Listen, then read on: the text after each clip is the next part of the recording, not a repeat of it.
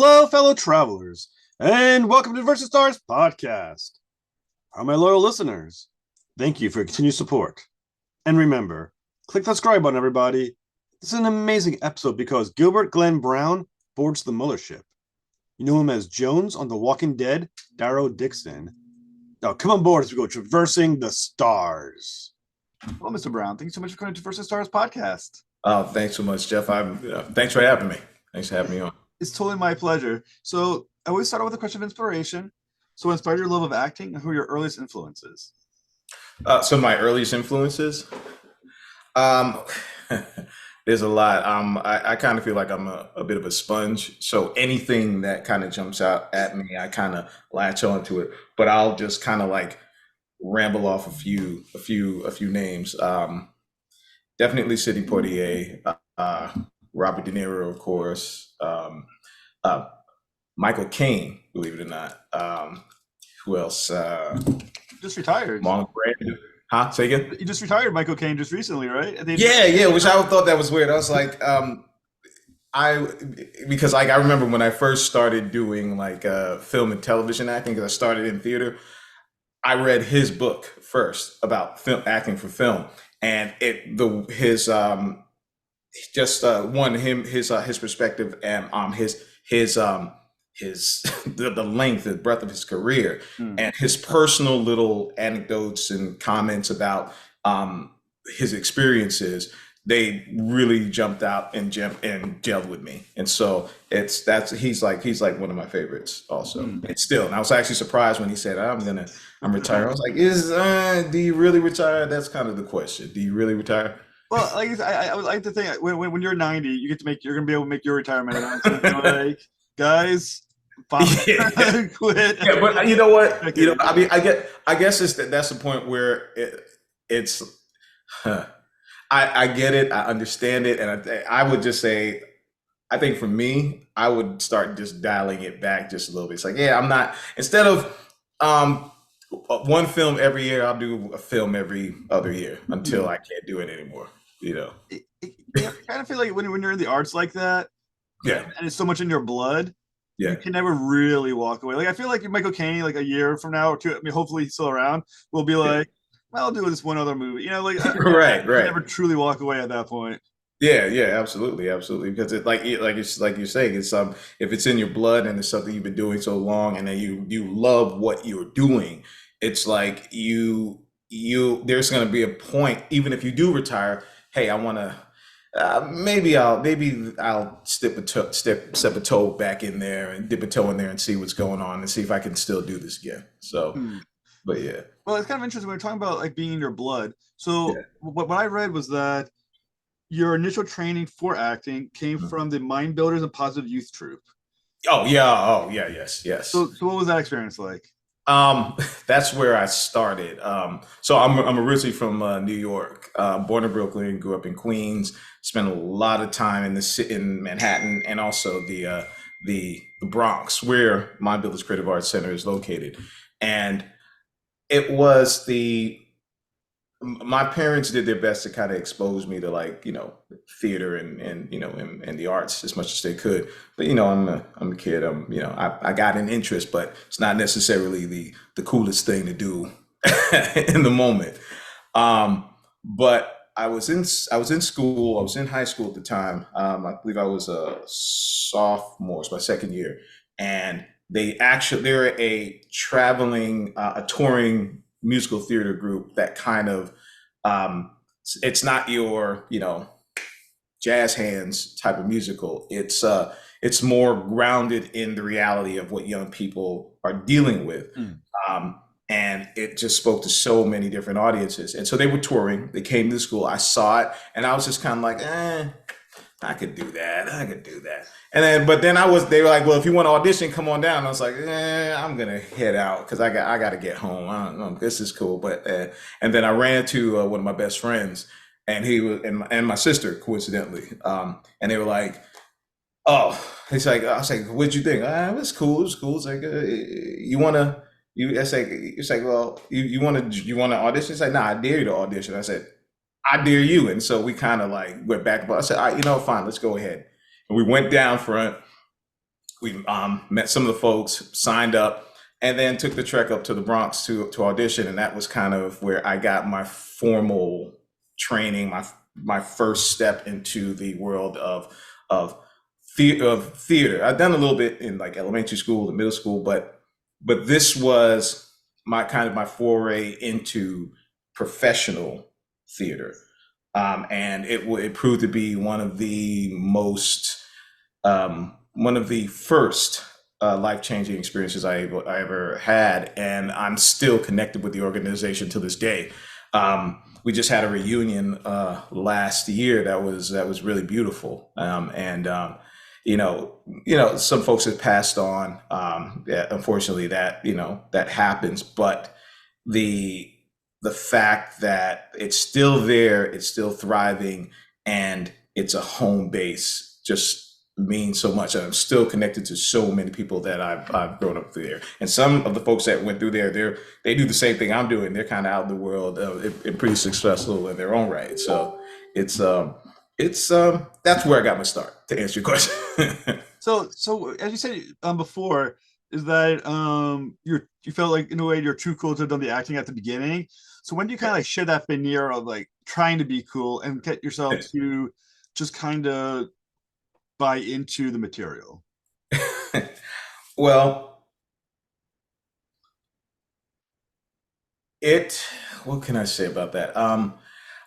I guess when you can look around the room and see that everyone's having the same experience that you're having, that everyone in here, there's some people who are coming from performing arts schools and who are just singing circles around the room, doing pirouettes and tendu passe all across the floor, and they're just like ridiculous, and acting majors as well, and fantastic, and I'm seeing this, I'm like, oh shit, excuse me, but oh shit.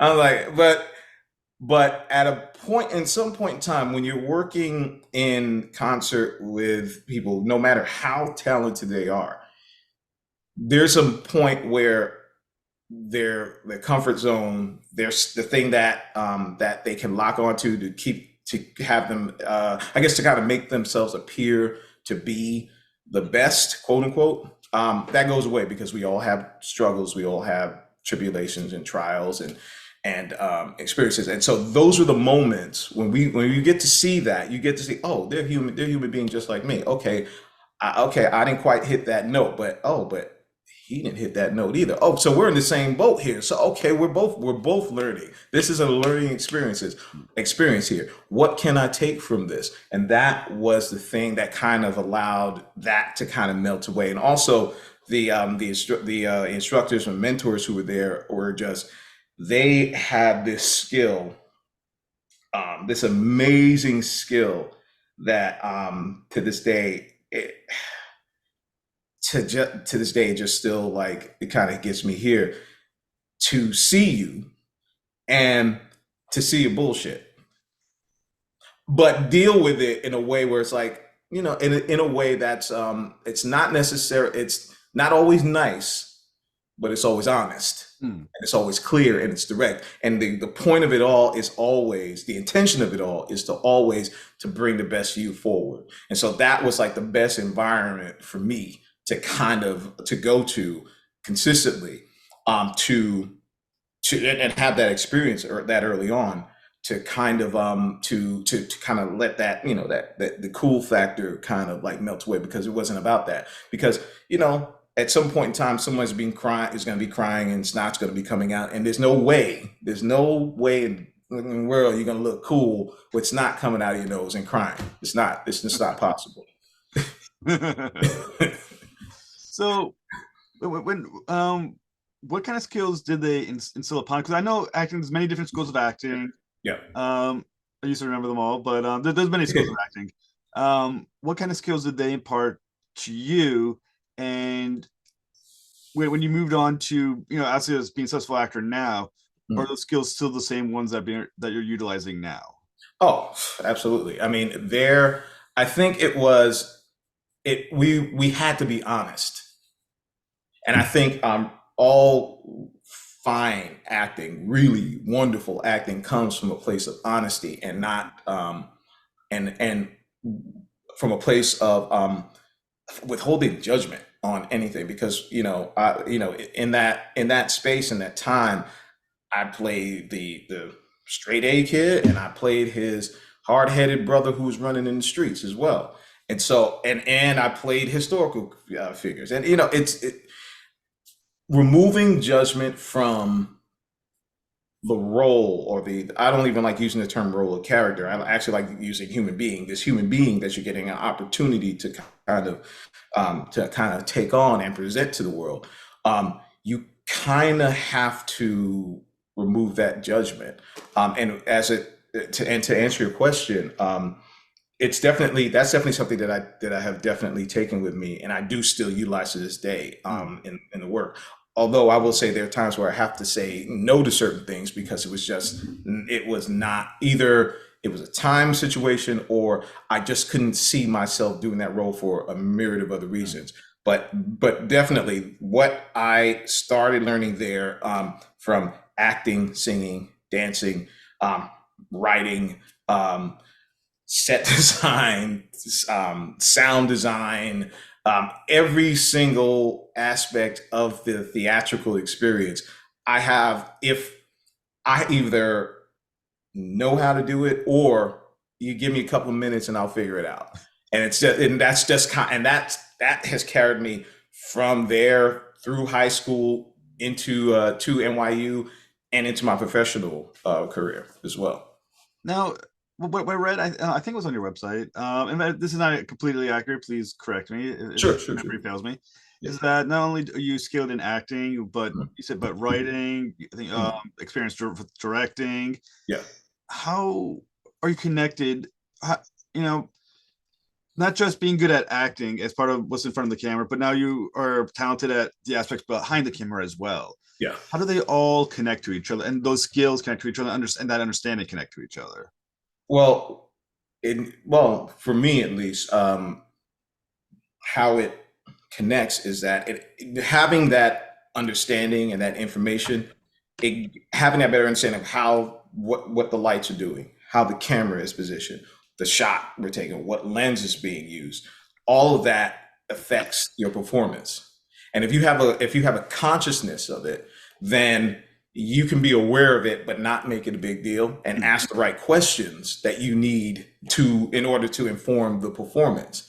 And at the same time, because it's nothing like they're doing a shot, a close-up shot here, and you're performing like they're 20 feet away from you. I mean, it's going to look crazy on camera. It's not going to feel right.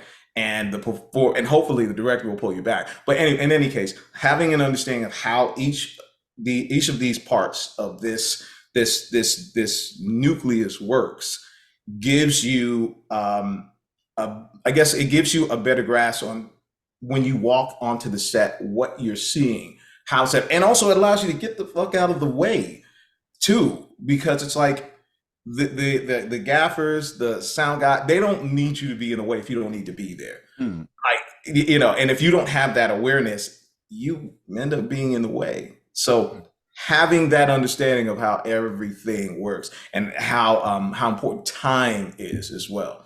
Unless the director says, "Hey, you know what? This is going to be a challenging one, so take your time."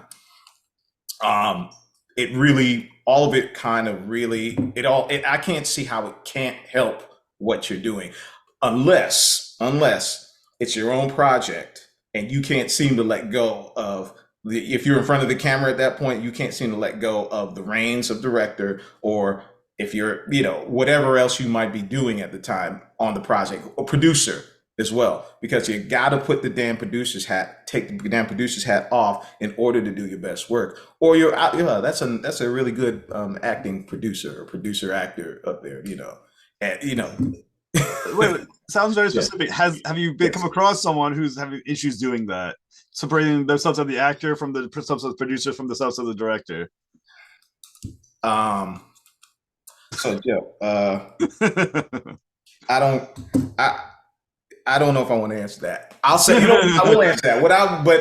I will not say names. I will never say names, because it's, You don't have to. But yes, I have come across that. I have come across that. And as one of the actors on the set, when you're seeing that go on, do Mhm. you kind of go up to the guy and be like, "Hey, chill out a little bit on this," or try to maybe you need an assistant, or do you just kind of cross your No, fingers they don't screw up too much? no. The way that I was trained was that you never give another actor notes. Never. I've been in situations where an actor has walked up to me and tried to like say, well, like,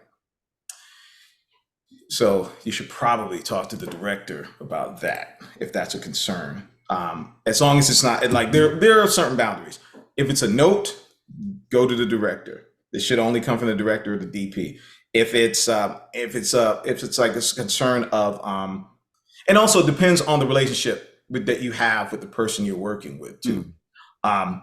But giving another actor notes, no, I never do that. If there's something I need, I might ask for it, but I'll ask for it in a way where it's just like, hey, I really need this in this particular at this particular point. Is that possible? I'm not giving you an. I'm never gonna. I'm like, shit. No, I'm not giving you a note, and vice versa. I don't expect a note from you. The director can say whatever they want to say. Have you ever had to really bite your tongue and something like you just watch someone do something and be like, "Oof, God, I just I can't tell them just to do this one thing and not do that thing." Um, when I give one word answers, then you know that I'm not going to say. So this is my one word answer. Yes, yes. Well, the interesting thing about the notes thing is that Yeah.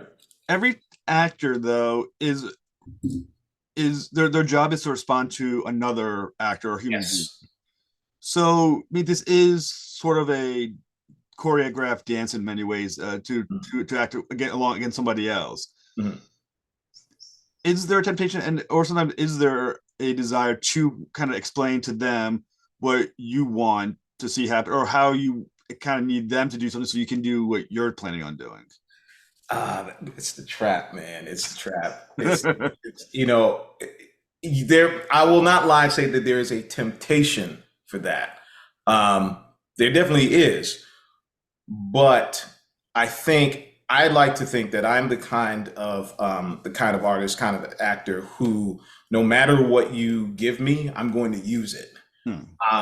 And hopefully, it's not such a departure from what I'm picking up from the material and from the beat and from the moment and from everything, that it will what I'm doing won't seem manufactured. Hmm. That everything that this person is doing, it's like I'll say this, like I've been in situations, a few situations where I'm playing opposite. We're leads and playing opposite, and this is a person I'm supposed to be so deeply in love with that I'd do anything for, that I would walk the ends of the earth for. However, this person these individuals at any given point in time have been anything but nice. Hmm. I'm using those words so you can read between the lines. Have been anything but nice Right. the entire time.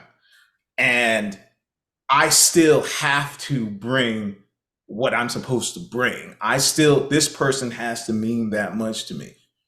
That Hmm. all of that, it's like I have to give myself the as if the what she's crazy. She's so fucking crazy. I love her dirty draw. She's wonderful. She's fantastic. I love her. But that's the thing that I have to give myself, so that when you look at it, because the camera doesn't lie, it picks everything up. Everything. Even when you don't think it is. It's like, oh yeah, we got that. We got that. Hmm. So those moments where there's a little chip in the armor will show immediately, and hopefully the editor will cut it out, but we don't know. Sometimes they will, sometimes they won't. But you want to produce, so that they have options, and so they don't, just because that shot is great but the performance is questionable, and you're seeing that, oh, he doesn't like her, does he? In that one moment, that thing is not being used. All the other stuff is being used. So I kind of like walk into the situation with, I don't know what I'm going to walk into. I don't know what I'm going to deal with. If you're on a set and you're working So, you're working, several days in a row, you kind of have an opportunity, a little bit more breathing room, so you can get a lay of the land and understand how the environment works and the pacing of the show. Based on the research you've already done on the project, walking in. But sometimes you don't have the luxury of that time. You kind of got to walk in, and you got to go. And so I always prepare myself as if as soon as I walk in, I know I'm not going to have a lot of time, so I got to be ready to go. Mm-hmm. So no matter what's happening here, I'm here to do a job. I'm here to do this. I'm here to They need to they don't. At the end of the day, I don't want to hear in the notes, and I never hear the notes at the end of the day. But I would never want to hear in the notes. So why did we hire this guy? Why was this? Why was he on this? Okay. Does he know somebody? Is that what it is? No, no. Okay. I don't ever want that to be a question. I want to be able to walk. My desire is every single time I walk onto a set that, they know why. Oh, we know why he's here. Oh yeah, he's supposed to be here. And so luckily, I think I'm my own worst critic. So I'm hoping that most of what I've done has kind of illustrated that. I guess so. I guess it does, because I guess I wouldn't still be working if it didn't. well, the rest of it was kind of interesting about you. I think from your website is that there's something on there that said that you draw and write your own comics. Now, as a comic book nerd, I had to dive into this and what you've done with that counts, and can you give a little bit on that? Okay. Wow, man. Okay. So yes, I was a middle child, so I was a little odd. At a very young age, I understood the idea of story structure, beginning, middle, end, character arc. I was a weird kid. So playing with my friends sometimes got really interesting, because it wasn't like we got He-Man and G.I. Joe, and I was like, no, no, no, no, dude, listen, no. It's got to be, what's his name? Okay, what does he need to get? Okay, so, and this is his brother or his sister or whatever, and so we're trying to do this, and that's the backdrop. The backdrop of it is this battle that we're having. Yeah, but we got to have some kind of relationship dynamic in here. I was a little annoying as a kid, is what I'm saying, because of that. But also, what it afforded me was, I was also a bit of a loner. So I actually enjoyed the solitude and the time myself, and I loved reading comic books. So I started out with DC comic books, and then I found some Marvel comic books, and I just liked the character. Like, Superman was too. He was just he's just too good. He's just too good. There's like no grime. I love Batman because he had a little grime on him, but Superman was just too good. I like Superman, but it was too much. But I enjoyed, like, when I started getting to Marvel, it was like, Spider-Man. Okay, awesome. He's got this angst going on. Wolverine, he's got this dark pat. Well, I love Wolverine. Like, Wolverine was my guy. That was my guy. You know. And the I like the first Secret Wars, the very first Secret Wars. The second one was and I'm trying to think, what did I really get into? I think what pulled me into Marvel also, it was like when I was in elementary school, there was this comic book called Power Pack. I don't know if you remember that. Oh yeah, yeah, yeah. I think Louise Simonson. Yeah, I interviewed her last week, and she talked about it. Oh, awesome.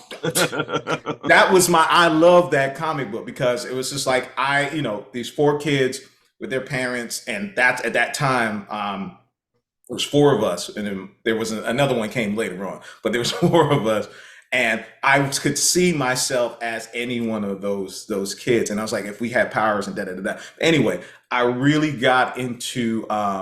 My brother could also draw, also, and he also wrote that as well. And so we just started doing our own comic books. And so I created a whole bunch of heroes. At one point, a bunch of characters. At one point, I had created like 1,000. And then, yeah, I know. And then I was like, why did I create? And I had them all around my room. And until my parents said, that's got to go. That's too much. But there was a point where I looked at it and I was just kind of like, this is a lot. And then Crisis on Infinite Earths came out, and I was like, oh, I can just get rid of some of these guys. I can just and that's what I did. I just kind of whittled it down to the characters that I was really connected to, and that was that. But then, and every once in a while, I'll draw here and there. But I like once I really started getting into the performance aspect of it, that kind of went away, because I was considering going into the art and design at one point, and then I actually got awarded a semester while I was in high school at FIT, and which was great. But then after that was done, I was like, this is not what I want to do. So I mean, this is great, but it's not what I want to do. And so I just got more immersed in performance. And that kind of took all my energy. And also, if I look back at my old scripts and things, I'm always doodling. I'm always sketching something, some characters, something on my script that's kind of helping me, I guess, drill down into who this person is that I'm exploring, that I'll be sharing with the audience. And even now, every once in a while, I'll draw every now and then. And then I still love comic books, but it got a little crazy at a certain point. It got expensive at a certain point. And a college student, high school student, college student is like, I eat or comic books. So I had to kind of like make that choice. You didn't choose comic books? I still have my, huh? You didn't choose comic books? You know what it is? Every once in a while, I'll pick something up if it interests me. Like now, I still have my comic book collection now. It's sealed up, boxed away, and sometimes I really want to look at them, and I'm like, no, because this was an investment. I know some of them are probably worthless, but a lot of them I know that there are definitely some collector's items. So it's and to see what's happening nowadays in terms of the whole superhero graphic novel franchises that are just all over the place. I love the fact that they're getting their due, and two, that they're trying to give the characters depth, and they're just not two-dimensional comic book characters. They're these individuals that have experiences and angst. Like for example, I don't know if you remember this. I started liking Superman again when John Byrne did the Man of Steel. 1986. Yeah. No. Like when I saw that, like I was little when I saw it. I was like, oh, this is a Superman. This Superman makes so much sense. And when I saw this, the Man of Steel, Snyder's film, I was like, I really wish they kind of just let him do what he wanted to do with it, because some of that was in the Man of Steel, what Byrne did with the Man of Steel, was in there. They made Superman more complex. It made Superman his own worst enemy, because he had doubts and he had fears. And he was just too perfect, back then. And that was the thing that drove me crazy with him. I was like, I can't read another. He's too powerful. He's too perfect. It's like, okay, there's Shazam, and there's Lobo, and there's these people who can kind of like go toe to toe with him for a while. Right. However, he's too perfect. Boy Scout. I can't remember. I think it was who called him Boy Scout. I think the big blue Boy Scout. Yeah. It's like that's really much what he was. And then, but by that time, even as a kid reading that, I was like, hey, he's too perfect. And then by the time I got Man of Steel, I was like, like this. Yeah, this is what I'm talking about. There's a moment in the comic book, I could still see the panel of the first issue where he goes off, that he was actually an overachiever, that, he's strong. Why wouldn't he be the captain of the football team? Why wouldn't that happen? He's this big guy, and he is like no real explanation. He's like Clark can only hide so much in a suit. Right.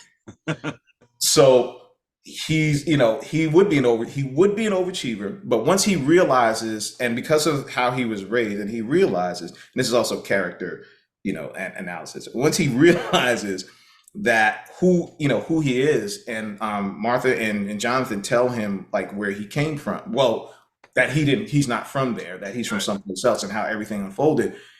He started this quest on trying to figure out who he is, who he's going to be. And so he goes off. He's not wearing the glasses. You probably know this. I'm preaching to the choir. So he goes off to Metropolis, and he's wearing a leather jacket and jeans, and Lois is in the space shuttle, and he catches the space shuttle before it collapses and lands it, and she gets out and she's like, "Who are you?" And all of a sudden it's just panels of just the two of them looking off around them. And then you pull back to a wide shot, and it's a sea of people just swarming, and the look on his face is of complete and utter terror. And then we jump back to Smallville, and he's the last frame. He's there. Martha and Jonathan are downstairs, and they hear a thud upstairs. She's like, "Oh, Clark's back. Let's see what's going on." He goes up, and John Byrne drew this perfect image of what he was going through at that time, which was he's sitting in an armchair back to the window with a shadow across his body. You can't see his eyes, you can't see his face, you just see him there. And all he was saying was, he said, I did this, and they all swarmed, and they were tearing me apart, and they were pulling on me, and he said, and I had to get out of there. And that was the last image. And I was like, that's okay. That's Superman. Because he had to push and fight through all of that to get to where he's gotten. And even in that, he still has his doubts and his fears. And it's like, look, and then you could see yourself in Superman, because he's not super all the time. His desire is to be that. He's working towards that. But he's also had a human experience, even though he's not from Earth. He's had a human experience, and that informs how he moves through the world as Superman. And I love how Byrne also recreated Lois in that, where she was just like, she goes to meet him at his apartment, and he's got weight, so he can't tell how heavy shit is. He just can't. Yeah. And so he's in the shower shaving, and I love this. He's shaving with a piece of metal that's shined up, so he could use his heat vision to shave. I was like, thank you, that makes sense. And then he walks out, and she's like, and she's curling his waist. He's like, so I know you played football in school, and which would explain how your size, but these aren't any heavier than the stuff that I lift, so I'm not understanding how you keep that physique. And he's like, okay, well, let's get on out of here and do what we gotta do next. So that was the beginning of my reconnection with Superman. Like, I love the Superman movie with Christopher Reeve, because he kind of captured some of that stuff in it. Which is not easy to do with material like that, trying to find the humanity in someone who's superhuman.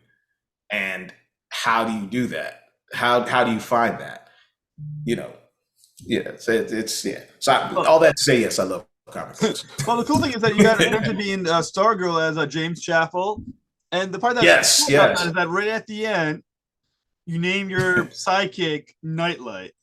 Now, yes. Did you know? Did you know there was not going to be a fourth season? And was there any drawings of what it was going to look like if it actually had happened? Jeff. So, Jeff Johns had actually had 5 seasons mapped out. Okay. He knew where everything was going to go. And I guess I can talk about this now because we're kind of a year and a half or so removed, and the show isn't on the air technically anymore. But I guess I won't do any spoilers for something that is not happening, but you never know. He mapped it out, and he we were going like her parents were Beth's parents were going to be more active in her foray into being a superhero. So there was going to be a new suit. You know, we were going to be a little bit more hands-on in terms of how, because I think, well, in season two, we find out and everything is, the whole town is blown up, literally and figuratively, by Calypso.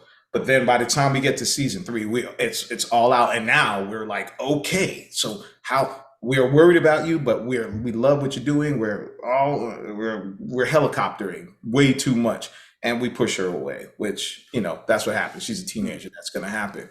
But I think that how Jeff had it constructed was that we were going to introduce all those things in season three. And then by season four, you start to see how the family is actually able to all come together and support the daughter and being the superhero. So did you see what the costume for Nightlight was going to look like? No, I didn't see it. No? They were throwing around colors. They were throwing around colors at one point, but no. What were the colors? It was, I believe, if I remember, it was gold, and it was going to be kind of still Dr. Midnight's colors, but gold and green were the colors. But it was a kind of gold and a kind of green that were going to be used, and it was, and also. It was also the question of whether or not it was going to be necessary to do a costume because of the position that the parents would be playing for her as support. Now, who knows? Even though there was a conversation about costume, right? Maybe, quite possibly, we would have gotten a chance to, you know, get out in the field with her somehow in some shape or form. But it was because of the mother being a doctor, being a physician, and my character being an engineer in essence. There's certain things that we had access to and understanding of that would have definitely benefited her. And there was one point that was illustrated where she was fighting Calypso, and we were talking her through things that she could do with the suit. Well, thing is though, because your character says, "I'm going to glow in the dark." So it got me thinking your costume was going to have to glow in the dark. That's a technology. That's a technology on the suit. So and look, it's like I wish one of the things that we were talking about when we knew that things were not going, things were changing, was that we were hoping to at least get another season, so at least we could wrap up a few things, and that's what Jeff's hope was, but. Things change, and they opted to not do it. And as you can see, the sweeping changes that are occurring right now. And we kind of got to wait and see how it all pans out with with Gunn and his new vision for the DCEU. So moving to your other comic book franchise, The Walking Dead, Daryl Dixon. Yes. We played Jones. So Yes. How did you get involved with The Walking Dead, Daryl Dixon? I auditioned. My reps called me and said, "Hey, we need you to go on a self tape for this. And do you have a passport?" I was like, "Yeah, absolutely." So he said, "No," I was like, "No, it's good. Everything's good."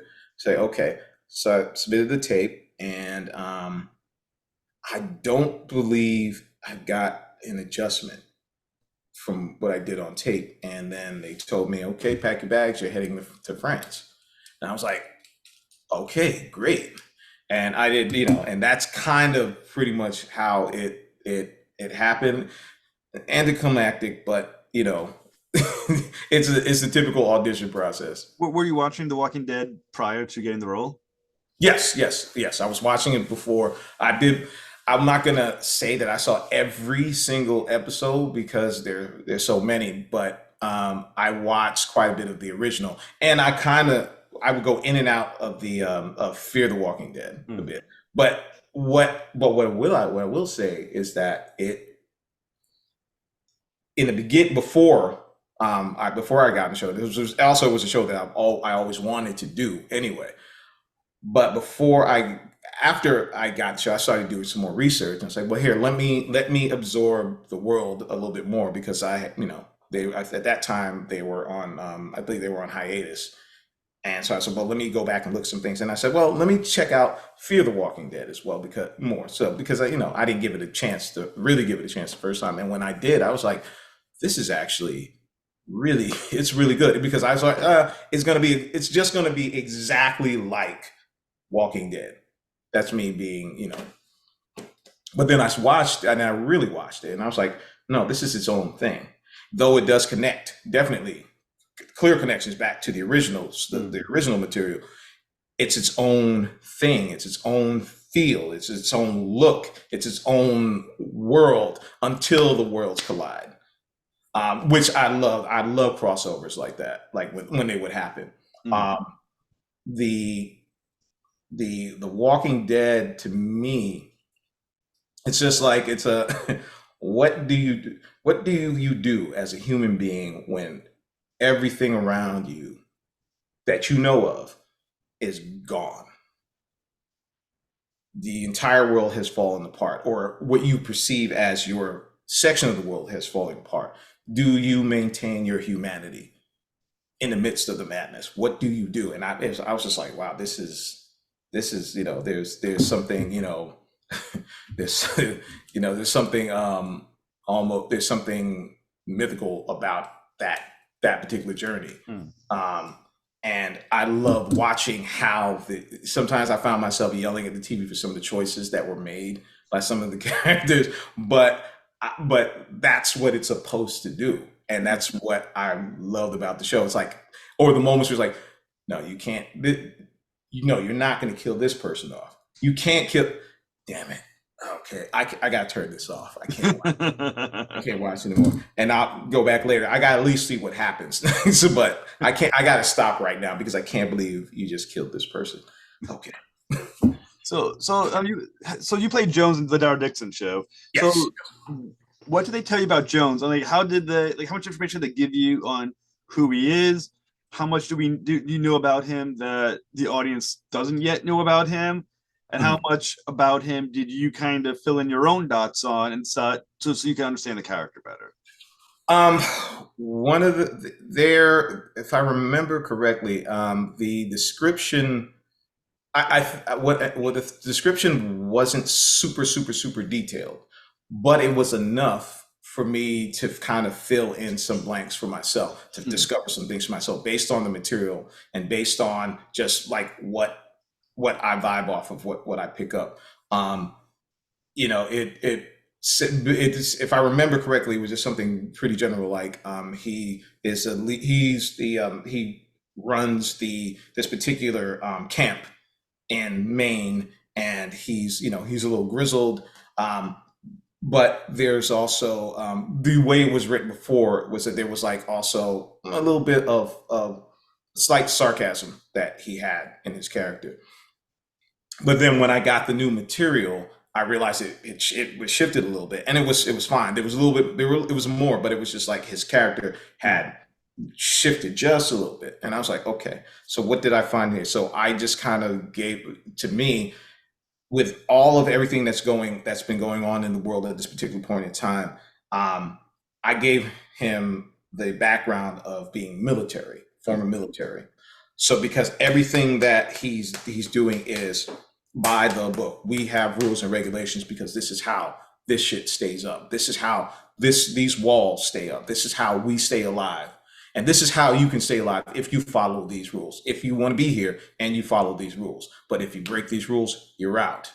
And so that to me was very militaristic. What was interesting about it was that one of the things that started popping out was like idea of Carl Weathers as well as an idea. And then we're on set, and there was I can't remember this brother's name. He was with Norman most of the time. He helped to coordinate stunts and things with Norman. And so I was standing on set, just standing there for a moment. And he walked by and he came back. He said, "Oh man," he had a moment. He said, Okay, so he said to me, so I want to say something to you, and I hope you don't, take this wrong. I was like, shoot, whatever, or it's like, has anyone ever said, and I was like, okay, I know where this is going. Has anyone ever said that you kind of look like Carl Weathers a little bit? I was like, yes, I've heard that. Yes, I've heard that. I was like, that's not a bad thing. He's like, no, that guy, he's like, he worked with him on Rocky and all the Rockies. And he also worked with him, I think, on Action Jackson as well. And he was just like, yeah, he's like, he's in great health. He's doing all this. He still works now. And he said, and even he's like, he said, this kind of reminds me of Predator, where he's kind of barking out the rules. He's kind of getting everybody where they're supposed to be. And it kind of had that feel. And because there was a speech that I had to do, and he came to me and said, it reminds me of that. I was like, thank you. I'll take that. I'll take that. I'll take that. Yeah. Well, like I said, the cool thing is too that obviously it's Daryl Dixon, so you got Norman Reedus to play against. What is it like to play against Norman Reedus? And because Norman Reedus is like one of the originals Walking Dead actors, did he give you any like hints of like, just to let you know now that you're in the Walking Dead universe, get ready for what's coming? Or the fan base, this is coming at you. Like, so what was those interactions like? Yeah, I did get a little bit of that. But one of the things he did say, first of all, he's just like so like down. He's so down to earth and just so grounded and just like just a good dude. Which is like if somebody's at least a good dude, then you can build on anything. But not only is he a wonderful actor, he's also a good dude, and I love that. And so we talked about things about the differences between sets in the States and sets in France. And one of the things that came up was that so we're here and we're waiting, and we got there early. We get dressed early, quick, and because we're not wearing fancy shit, so it's like but everything is layered. It's so layered. It's so Jeff, it's so fucking layered. It's not it's like all the stuff, it's really, all that stuff is really there. So we're dressing, we're waiting around, but he said that even when he first got there, that there was a he's like, we're ready to go, and there's like and he's an EP on the show, so it's like he can ask these questions. So they're ready to go, but he saw the director, everyone, they had rehearsal, everything was set. So he was waiting on. He said the first hour waiting. I was like, why are we not doing something? Why are we still talking? And then one of the hands that were working said, well, they're talking about the setup of the shot and the tone and the look and the feel, how it looks compared to the previous episode. And so they were really kind of being very clear, very specific about the tone, the look of it. It has, and you've seen the show, it's very cinematic. It's extreme. It's like, it's sprawling. It's kind of like an epic, hero's tale to a lesser or greater degree. And so once he got that, and it made sense. And for me in that moment, he said, I was like, yeah. Because like in the States, and even though time is money, and on this, it's also time is money. It's like here, there's this aesthetic of the business part of it. Even though there's some room for art, but there's the business, there's the show business. And what they were doing was, yeah, there's the business, but this is art. So we're showing art. We're having that conversation. I was like, yeah, I get it. So, and once I understood that, I was like, okay, good. So I don't need to feel like pressed about the fact that we're just waiting here now. And it for some reason, I don't know, because it was in France, it seemed longer than than I remember ever being on any other set. But what I will say is that the attention to detail, and I think it's in all of all the Walking Dead shows, that the incredible care and the eye for detail with everything. It's like you can look at every show and find little things that you didn't notice before when you watched it the first time. And I love things like that. And that's kind of what they do. And it's always interesting to me also, like when fans find something minuscule and they're like, oh, and that's what connects that to that and that. And I'm like, I didn't even know that shit. That's great. That's great. Love that. Well, so I mean, obviously the season's not over yet. So is Jones going to appear in any more of these episodes? Yes, I can say that.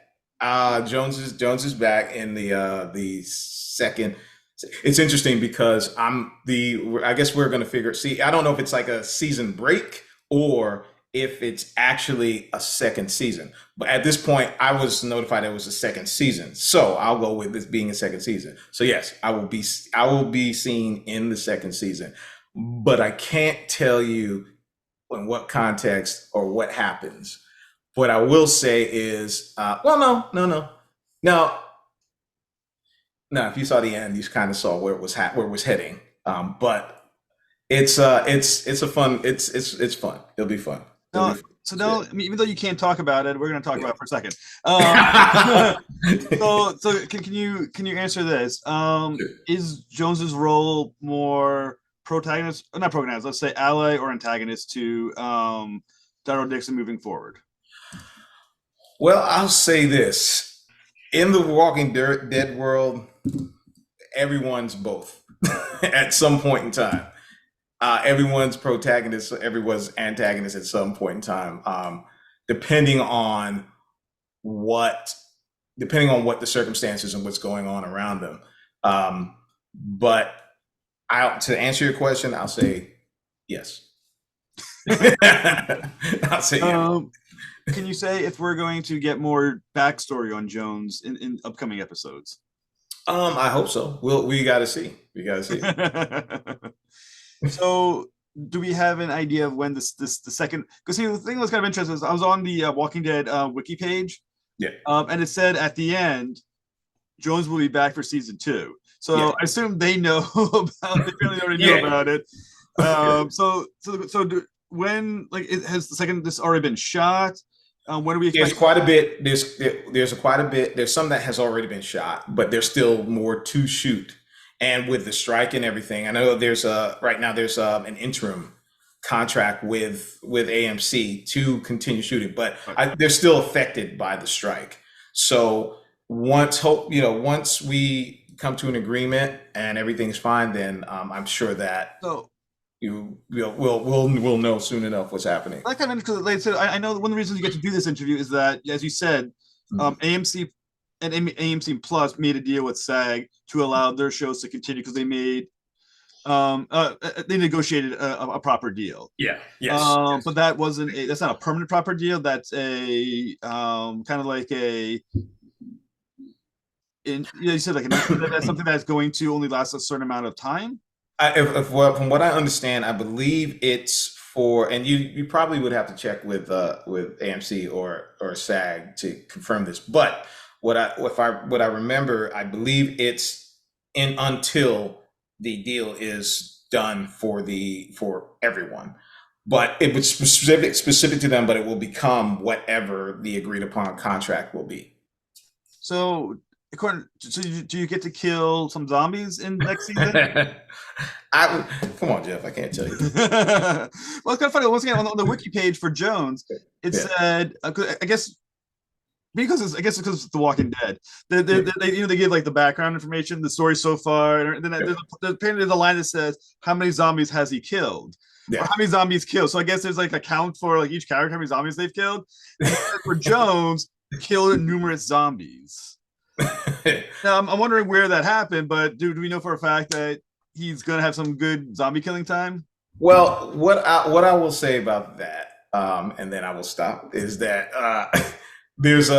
remember that before we pick up where Jones enters the story, that there have been so much time has gone by since then, since episode 1 of season 1, episode 1 of Walking Dead. So in that time frame, everything that was going on in the world, trust that Jones was out there, doing what he needed to do to survive, to get to the point where he's now has his own basically his own city to a greater or less degree. So it's so numerous is an accurate count, is what I'm saying. Well, thank you, and thank you so much, Mr. Brown. Thank you so much for answering my questions. So,